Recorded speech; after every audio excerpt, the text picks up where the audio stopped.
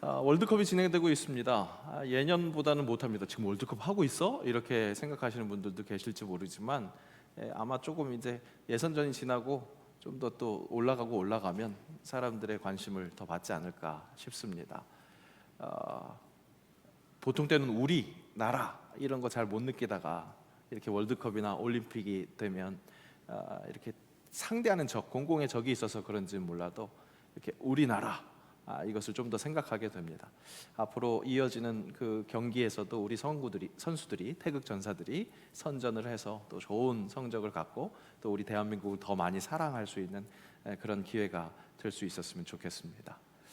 우리나라, 우리 가족, 우리 교회, 여러분들에게 또 우리는 또 어떤 우리가 있습니까? 어디까지가 여러분들의 우리입니까? 혹 우리 지구촌 하면 너무 멀게 느껴지는 얘기일까요? 우리까지 안 들어올까요? 지구촌이라는 말도 이제 나이가 많이 먹었더라고요. 찾아보니까 1962년에 마셜 맹루칸이라는 분이 그에 져서 구텐베르크 은하계라는 책에서 처음으로 이 지구촌이라는 말을 사용했습니다. 전자 미디어와 통신 기술이 발달하면서 시공간의 제약이 없어질 것이다라는 것을 예측한 말이었고, 결국 이 말은 우리라는 그런 정감 어린 말, 그런 뉘앙스를 가졌다기보다 그저 기술이 발전해서 훨씬 더 물류와 어떤 통신이 더 빠르게 이루어질 것이다, 그러니까 세계화를 의미하는, 그것을 얘기하는데 통용되는 그런 말이었던 것 같습니다.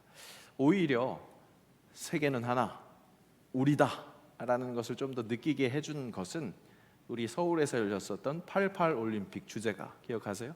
손에 손 잡고 벽을 넘어서가 우리 세계가 하나다라는 좀 그런 느낌을 갖게 했고, 또 마이클 잭슨이 미국의 많은 아티스트들과 함께 노래했던 We are the world, We are the children 했었던 그런 노래들이 오히려 세계가 하나다, 우리다, 이런 것을 떠오르게 했었습니다.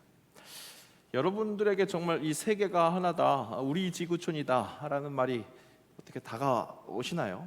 그런 노래들을 들으면 확실히 가슴이 뜨거워지고 좀 진짜 우리지 라는 생각이 드시나요? 아니면 너무 먼, 가까이 하기엔 너무 먼 이웃사촌들입니까?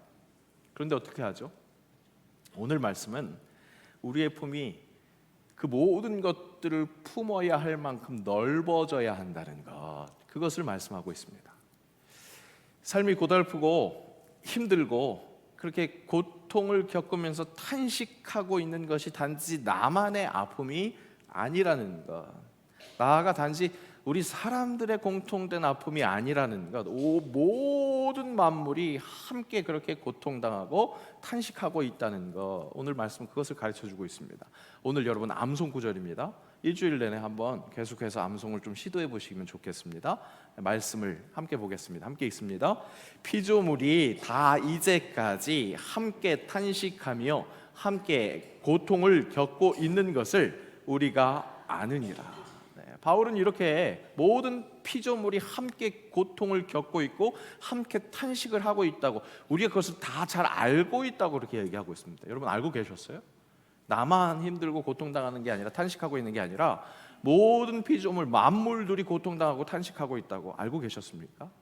혹시 이때까지 모르고 계셨다면 오늘 우리가 아느니라 라고 선포하는 이 바울의 말씀이, 바울을 통해서 허락된 우리의 하나님의 말씀이 너희가 꼭 알아야 돼, 우리가 꼭 알아야 하는 것이야 라고 그렇게 촉구하는 것, 우리에게 그 알을 촉구하는 것으로 받아들여야겠습니다. 여기서 함께 탄식하며 함께 고통하는 것을 묘사한 그 동사들이 모두 시간적인 개념을 초월한 무시간적인 시제, 직설법 현재로 쓰였습니다. 이게 무슨 의미냐면 우리가 당연히 알아야 한 것이라는 거죠. 그러니까 정말 알아야 한다, 이렇게 촉구하는 것을 우리가 받아들여야 한다는 겁니다. 근데 무엇을 잘 알아야 한다, 그렇게 말씀하고 있습니까?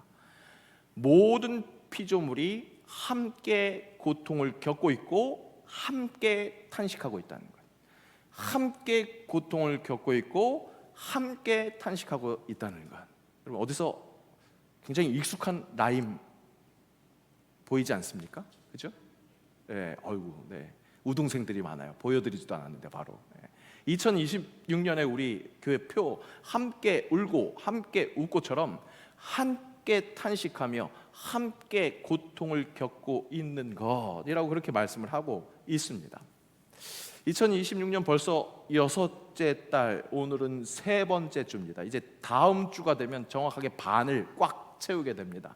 그간 오늘 우리가 함께 울고 함께 웃고 한 것처럼 자주 제가 언급도 했고 오늘처럼 이렇게 소리를 내기도 했습니다. 여러분 그때마다 머릿속에 그 함께 울고 함께 웃고에서의 함께가 어디까지를 설정해 놓으셨습니까? 내가 함께 울고 함께 웃고 하는 그 이웃이 어디까지라고 설정을 해 놓으셨습니까? 수요일에 요즘 성경 공부하고 있는 것이 진정한 교제라는 책을 통해서 우리 교회의 5대 사명 중에 하나인 이 교제에 대해서 더욱더 심도 있게 배우고 있습니다. 그 함께의 시작, 교제의 시작은 어디까지나 하나님과의 교제라는 것, 그것을 확인했습니다.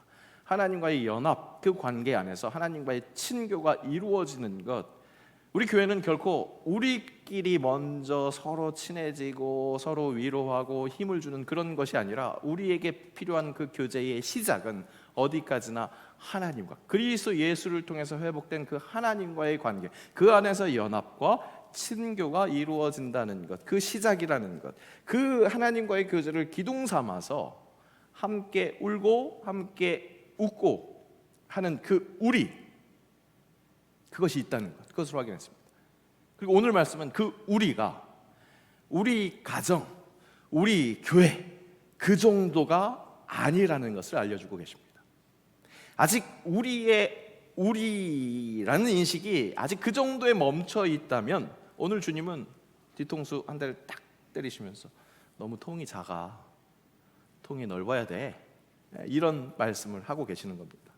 우리 나라를 넘어서 우리 지구촌에 살고 있는 사람들을 넘어서 우리 지구에 존재하는 모든 만물, 그들과 함께 탄식하며 함께 고통을 겪고 있다는 것, 그렇게 함께 울고 있다는 사실, 그것을 우리가 알아야 한다는 거죠.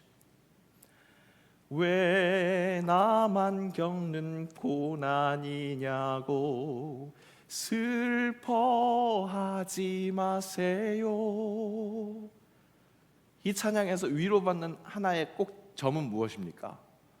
내가 고통당하고 있는 이것이 나만의 고통이 아니라 비슷한 고통을 경험하고 있는 사람들이 있다는 것, 동병상련의 그런 감정을 통해서, 동지들을 통해서 좀 더 위로가 되는 그런 점도 분명히 있습니다.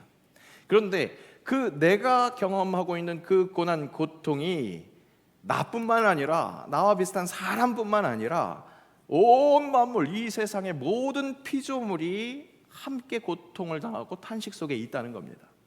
이 모든 피조물이 함께 고통당하고 탄식 속에 있는 것은 유구한 역사를 가지고 있습니다. 바로 하나님이 지으신 모든 창조 세계를 지켜야 하는, 관리해야 하는 청지기인 사람이 그 하나님의 창조 질서를 무시하고 하나님을 외면하고 스스로 하나님이 되려고 했던 그 원죄로 인해서 그때부터 고통과 탄식이 온 땅에 스며들었습니다. 다시 한번 창세기 말씀 확인할까요? 함께 읽습니다.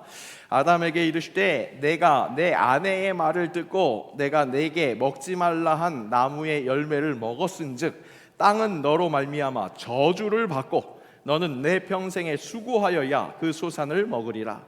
땅이 내게 가시덤불과 엉겅퀴를 낼 것이라. 내가 먹을 것은 밭의 채소인지. 그렇습니다. 인간의 죄로 인해서 하나님이 되려고 했었던 그런 하나님과의 단절을 일으킨 그 죄로 인해서 인간 스스로 괴롭고 스스로 죽음을 당하는, 사망에 이르게 한 것, 그것뿐만 아니라 모든 만물을 괴롭게 했다는 겁니다.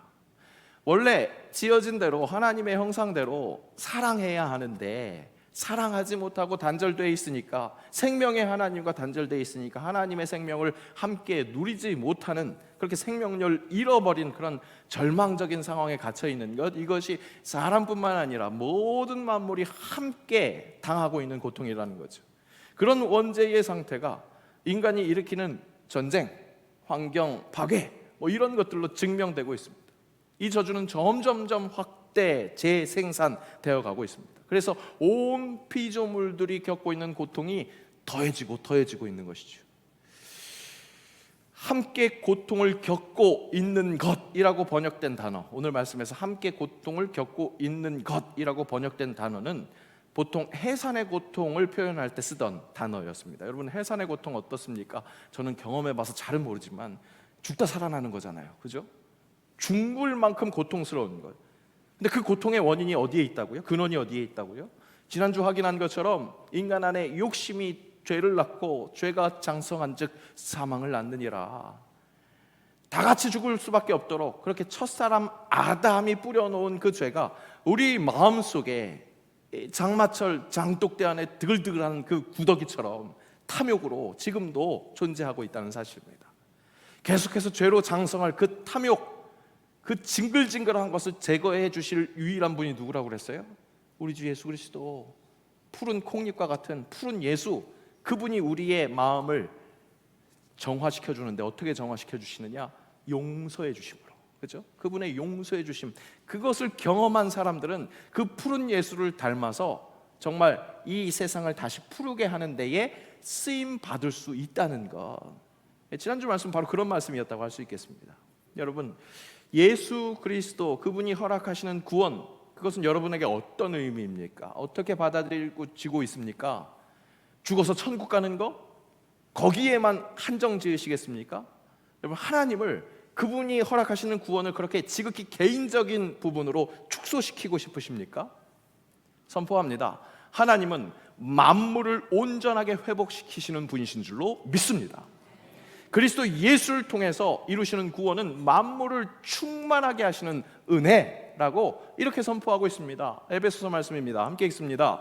또 만물을 그의 발 아래에 복종하게 하시고 그를 만물 위에 교회의 머리로 삼으셨느니라. 교회는 그의 몸이니 만물 안에서 만물을 충만하게 하시는 이의 충만함이니라. 만물을 충만하게 하시는 이의 충만함, 그리스도의 구원은 그렇게 만물을 품으십니다. 그 위대한 구원 역사에 교회가 보이죠, 그죠? 교회가 보입니다. 머리 대신 주님, 그 주님의 몸된 교회를 통해서 인류가 구원을 허락받습니다. 그렇게 허락받은 구원은 만물을 충만하게 하신다는 겁니다. 여러분, 이것을 우리가 알아야 합니다. 만물을 충만하게 하시는 것.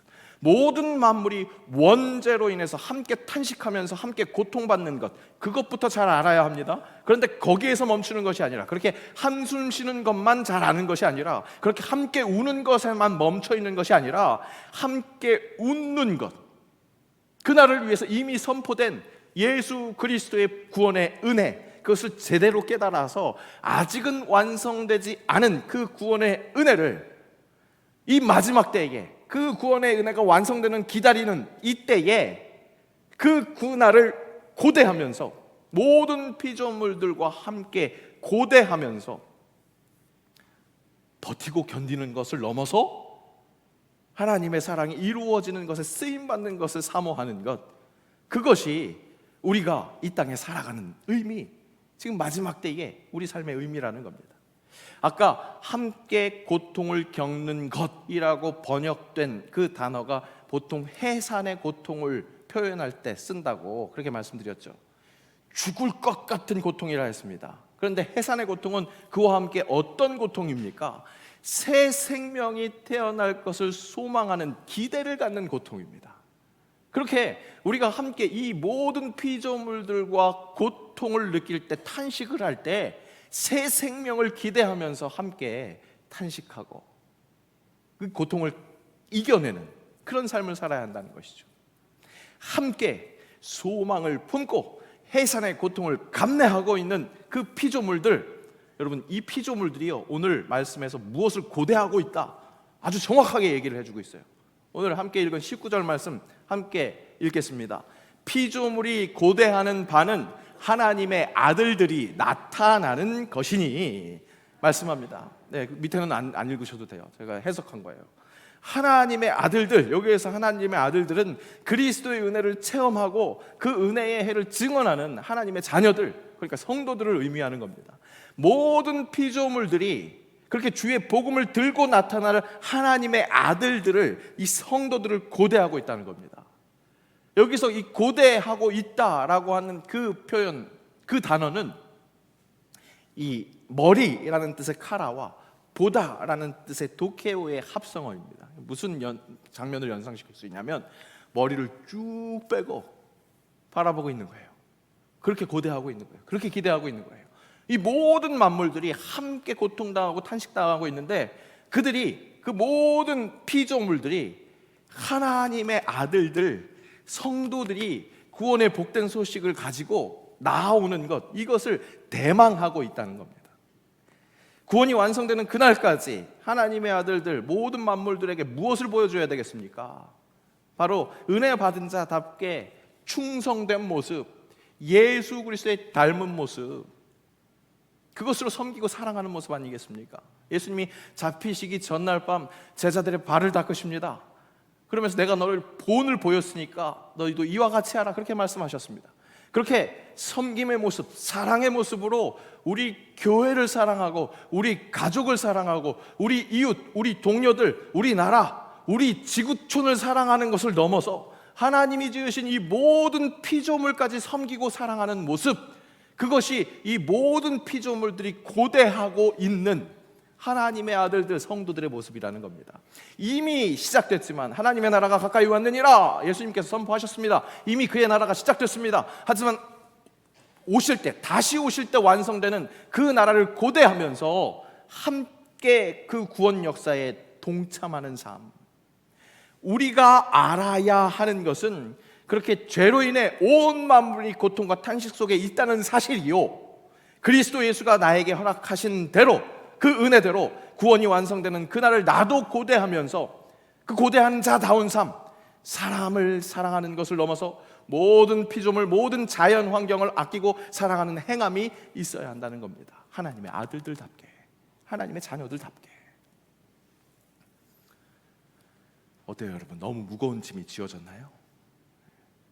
이미 나 혼자 고통당하고 탄식당하는 그런 삶도 힘들어 죽겠는데, 이미 내가 인지하고 있는 저 십자가들, 아유 내 진짜 징글징글한 부양가족들, 그거 짊어지기도 너무 힘든데 모든 피조물이 다 내가 부양해야 할 부양가족이라고? 부담 만땅입니까? 우연찮게 본 드라마의 한 장면 잠깐 보겠습니다. 아빠가 처음으로 내게 화를 냈다. 누가 너한테 돈 해달래? 나 아니면 뭐 방법 있어. 어디서 났는데? 꿨어. 아등바등 티끌 모으던 적금도 깨고 혀를 깨물고 싶은 걸 참으면서 돈 꾸러 다녔어. 네가 왜? 그럼 어떻게 안 해? 내가 누나고 장녀고 그놈의 기둥인데. 나 알바하면서부터 지금까지 돈 10만 원이라도 꼬박꼬박 집에 보냈어. 누가 보내래? 그걸 사실 왜 보냈냐면 찝찝해서 보냈어. 그렇게 찝찝한 죄책감이 뭔지 엄마 모르지? 조용히 해. 아버지 들어. 그러니까 왜 기둥뿌리 뽑아서 유학 보내줘? 왜 그렇게 다 해줘서 나만 죄진 사람 만들어? 진짜 한 번 좀 쨍할 날도 없는 살림살이에 죽어 장창 고생하면서 나만 바라보는 부모가 얼마나 무거운지 알아? 개천에서 난 간판스타, 나도 지겨워. 기둥, 누나, 장녀, 나 지긋지긋해. 양금영! 양금명, 딱 그 한마디였는데 왜 그렇게 서러웠는지 내 편이 내게 쓰레기라고 하는 것만 같았다. 너무 짧은 영상이라서 이 드라마를 잘 알지 못하시는 분들은 이게 뭔 장면인가 싶을 수도 있겠습니다. 제주도의 한 가정, 그 가정의 역사를 조명하는 그런 드라마였다고 할 수 있겠습니다. 정말 모든 스토리가 우리의 삶의 그 굴곡진 구석구석, 그것을 보여주는, 그러면서 그 속에서 함께 울고 함께 웃고가 어떤 소중함인지 그것을 알 수 있게 하는 그런 드라마였다고 할 수 있겠습니다. 장면만 보신 분들은 딸은 소리 박박 지르는, 그냥 별로, 죄송합니다, 싸가지라는 말이 자꾸 떠오르는데, 별 버릇이 없는 그런 딸 같고, 아버지는 그냥 우리 보통 일반 가정에서 있는 아빠들처럼 소리 박박 지르는 그런 아버지로 보일 수 있는데, 보신 분들은 아실 겁니다. 실은 이 드라마 저 딸 캐릭터는 제주도의 변변치 않은 가정에서 자랐음에도 서울대로 유학을 올 수 있었던 그렇게 착실한, 똑똑한, 그리고 또 아까 그 잠깐 대사에서 나온 것처럼 그 변변치 않은 집안의 여러 가지 짐을 질고 살았던 착실한 딸이었습니다. 아빠는 또 어떻습니까? 그런 딸을 그야말로 금쪽같이 여기는, 세상에 이런 아빠가 또 있을까 할 만한 그런 아빠였습니다. 그런데 지금 집안이 당하는 고통 속에서 한번 팍 폭발한 거죠. 서로 쌍으로 폭발을 한 겁니다. 이 아버지가 지금 자기 딸에게 양금명 그렇게 성을 붙여가면서 소리를 지른 건 경상도 분들에게는 너무나 자연스러운 일상의 그런 표현일지 모르겠지만, 이 부녀지간 사이에서는 인생 속에서 가장 크게 든 회초리, 그것이었습니다. 그러니까 그 딸의 표정 봤어요? 뭔가 다 무너지는 것 같은 그런 표정. 이 짧은 한 장면에서 무엇을 보실 수 있습니까? 딸, 잠깐 스쳐 지나갔던 엄마, 아빠, 모두 다 삶의 그 버거운 짐, 그것들이 있다는 겁니다. 고통과 탄식이 다 묻어 있습니다. 모든 구성원이 다 힘듭니다. 하지만 이 드라마는 희망을 보여줍니다. 제목이 폭삭 소가수다잖아요. 그렇죠? 제주도 방언으로 수고 많으셨습니다 뜻입니다. 사랑하는 가족들 한 구성원 한 구성원 다 만만치 않은 삶을 살았는데 다 수고 많았습니다 하면서 서로 위로하는 것, 우리가 하나라는 것, 진짜 함께 지어져 가는 가족이라는 것, 그것을 조명하고 있는 겁니다. 여기에 있는 모든 분들 한 분 한 분 다 만만치 않은 삶을 살고 있습니다. 정말 힘이 듭니다.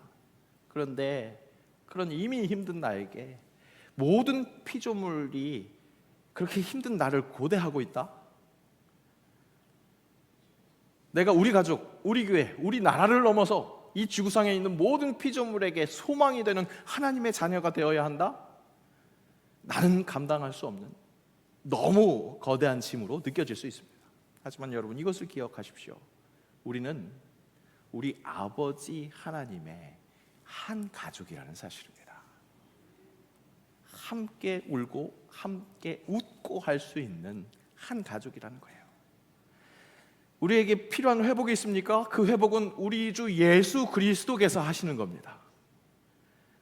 우리는 그저 그 예수 그리스도의 모퉁이 돌 되심을 정확하게 인정하며 함께 하신 성령과 찌어져 가는 주의 성전이 된다는 거죠. 우리 매주 고백하고 있는 그 찬양처럼 모퉁이 돌 되신 예수와 하나 되게 하신 성령 안에 함께 지어져 가네.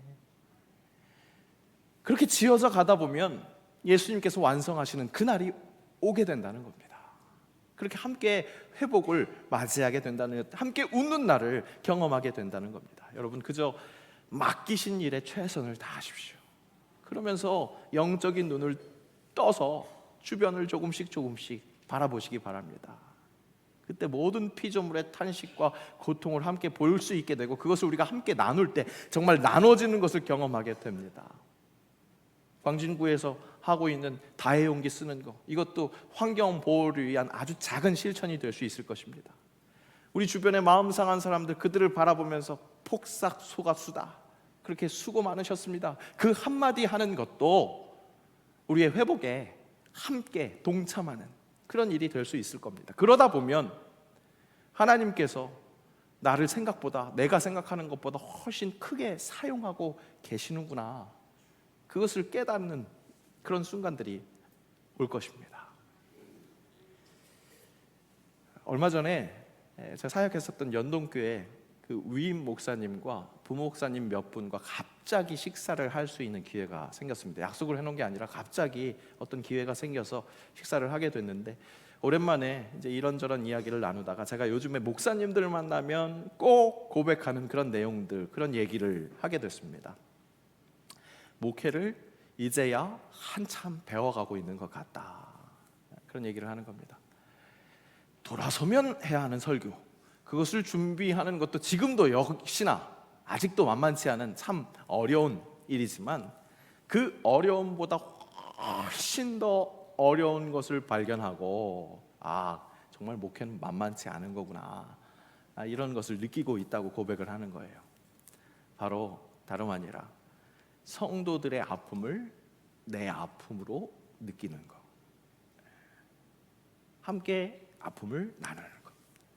정말 성도의 아픔이 내 아픔이 되는 것, 이것이 목회자가 감당해야 하는 정말 힘든, 쉽지 않은 일이구나, 이것을 느낍니다.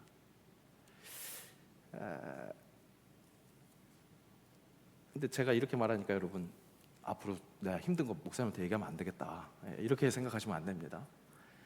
진짜 마음이 아픈데요, 정말 예수님의 마음을 느끼는 거라서 제일 행복합니다.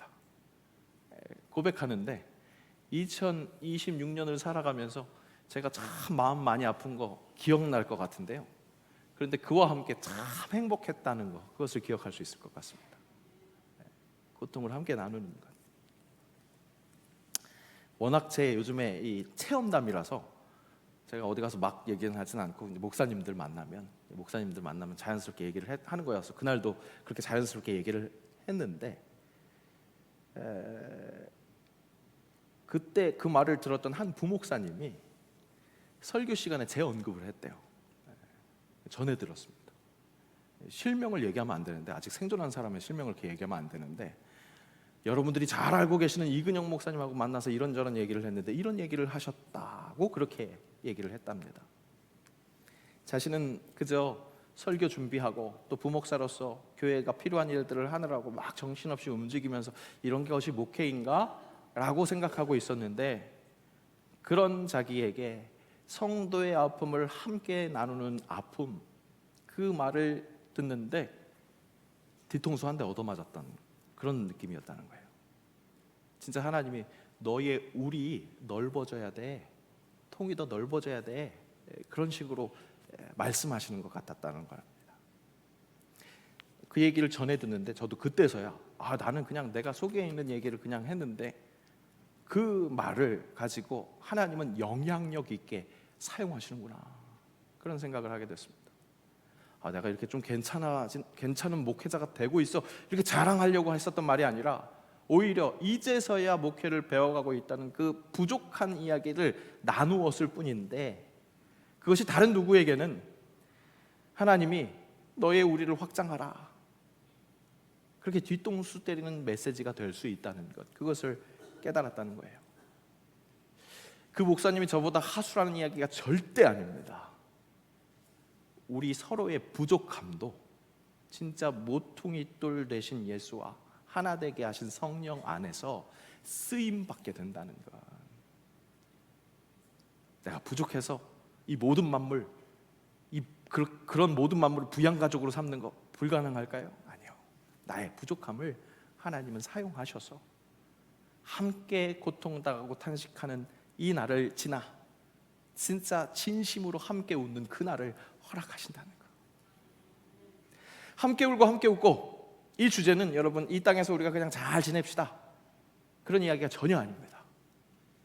우리를 창조하시고 그리스도 예수를 통해서 구원을 허락하시는 아버지 하나님의 은혜, 그 은혜를 믿게 하시는 성령 하나님, 이 성삼위 하나님이 우리를 구원하는 역사, 그 역사에 동참하는 것, 이것이 함께 울고 함께 웃고 바로 그 사역입니다.